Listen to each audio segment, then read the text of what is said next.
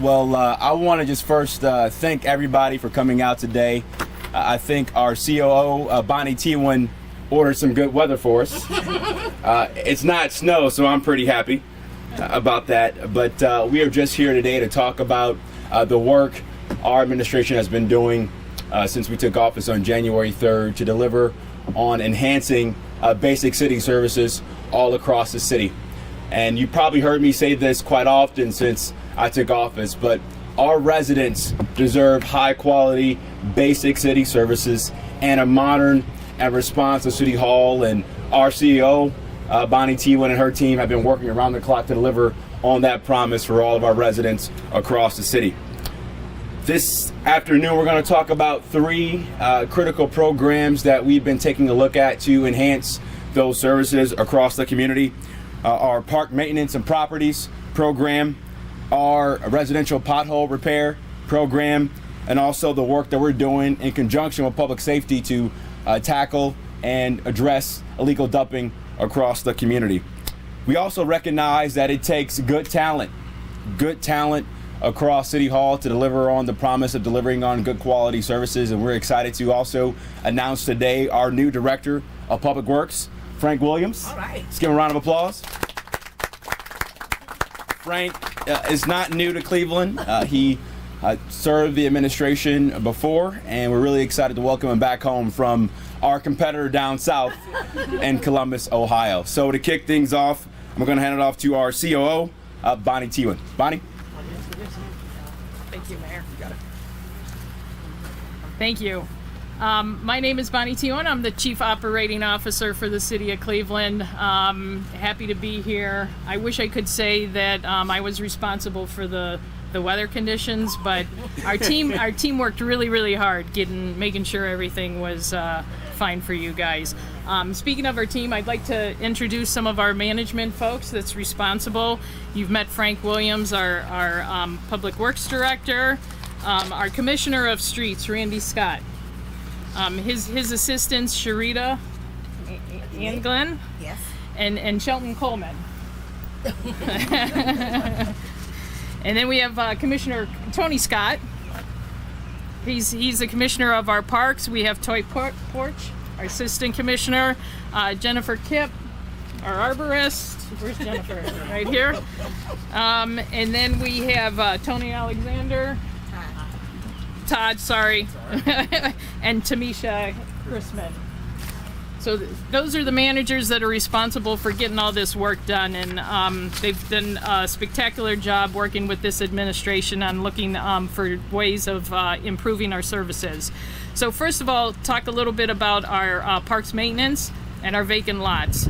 So we started cutting for the first time at April 18th. We are complete cutting wards 1, 8, 16, and 17 with our vacant lots. We will be working in the future on wards 2, 5, 6, 7, 9, 10, and 11, and 12. Working right now on those wards, performing cuts. Now, what are we doing different than we have in the past? We're basically working from sunrise to sunset with our cutting crews. You can see some equipment here that we have displayed for you. The key is utilizing the same equipment, but capitalizing on additional hours of work.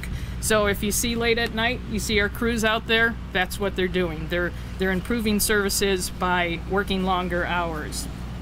Next is our residential pothole patching.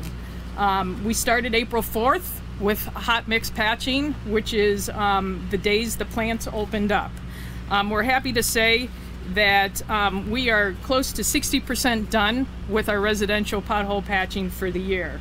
That's probably, last year at this time, we were at 26% complete of our residential patching. So we're making great progress. So we anticipate that by mid-June, we should be done with all of our residential patching, going through one time with our patching. The third item is our illegal dumping. That's been a problem through the city for a long time. We have dedicated a total of a total of 5 crews, total of 9 crews, I'm sorry, with 3 grapple trucks and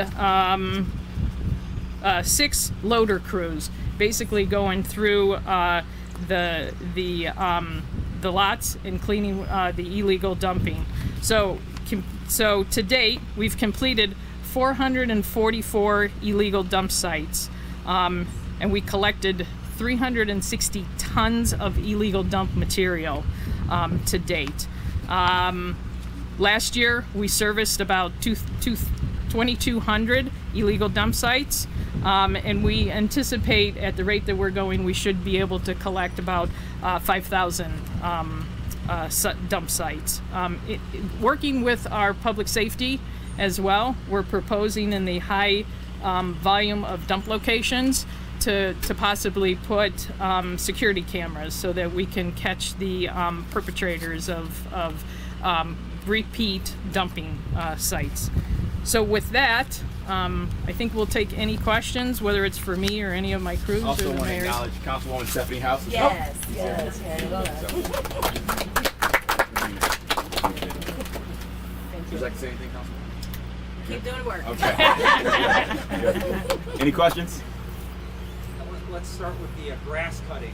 Why is this seems so simple to just have people work more? Why wasn't it done last year?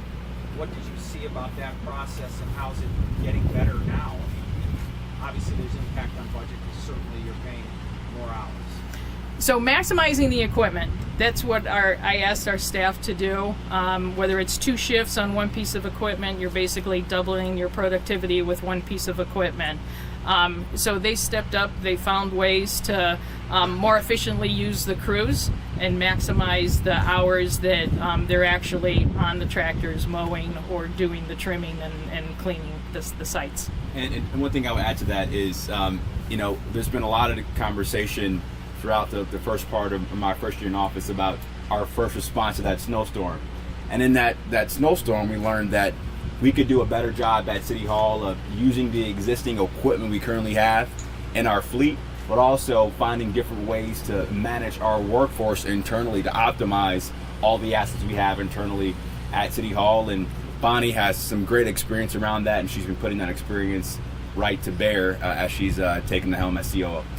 On the vacant lot issue, in the past the city has relied on neighborhood development corporations to help lift the load, particularly on maybe senior houses and smaller lots.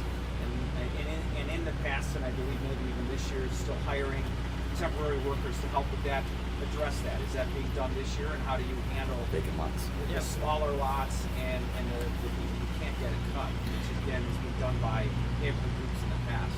Yeah, so there are programs for the Department of Aging that provides assistance to the elderly with any assistance in their homes, and some of that is mowing the grass as well.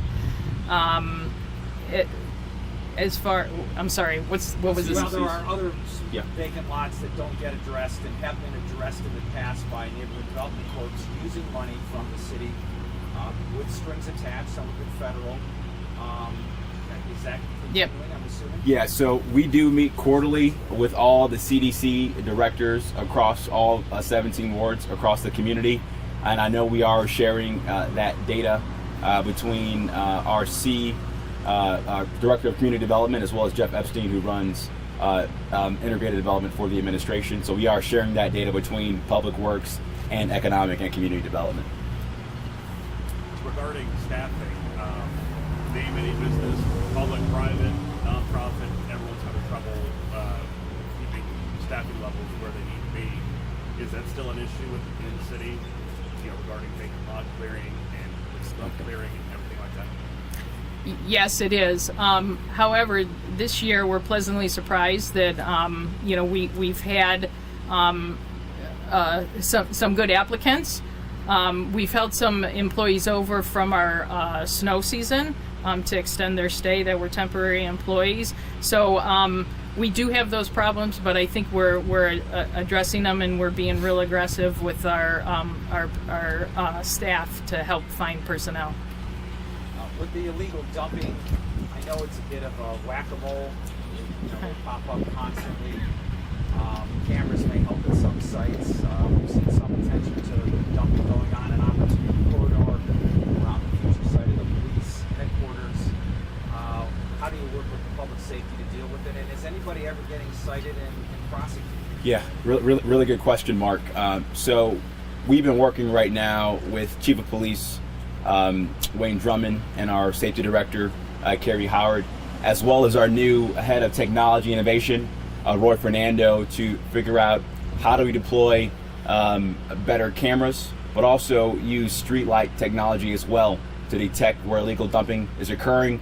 We're in early conversations right now with Case Western Reserve University to support a pilot around that.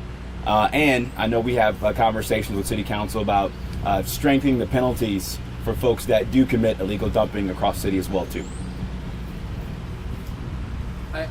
Chief, I know you're talking about putting more staff time toward things like mowing lawns. Are there overtime costs going to that too, or are you doing it without overtime? Yes, there are some overtime costs, but there is also additional personnel, that we're utilizing on straight time as well.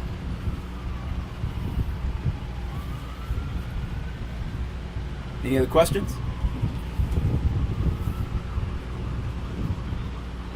I guess I'll ask, and I know this looks back a little bit, but Yeah.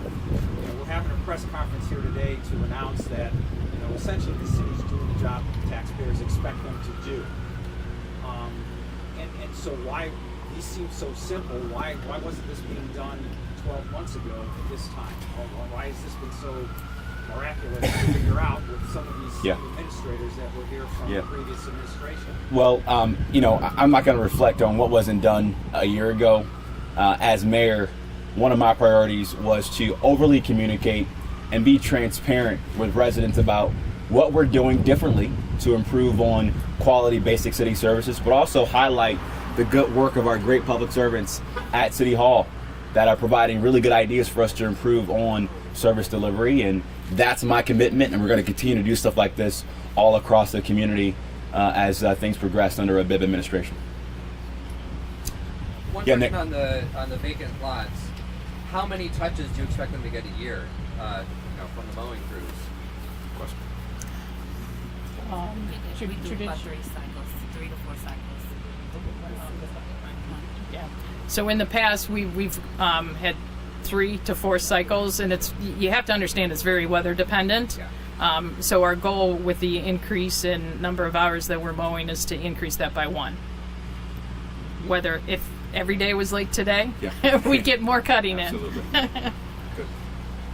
Okay. Thanks, everybody. Appreciate it. We're gonna do a demo of our pothole patching with our new piece of equipment called DuraPatch. So it's the little orange trailer over there. If you guys want to congregate over there, you can see how we patch a pothole. I'm gonna go see. Thank you all for I get to make a face. Thank you all. You're very welcome. Thank you all for all that y'all do. I appreciate y'all. Thank you. But keep going, huh? But keep going. Thank you. All right. Thank you, ma'am. Appreciate it. Great meeting you. Thank you, Commissioner. Keep working, huh? Thank you, Commissioner. Thank you. Commissioner. We were together on this one, I think.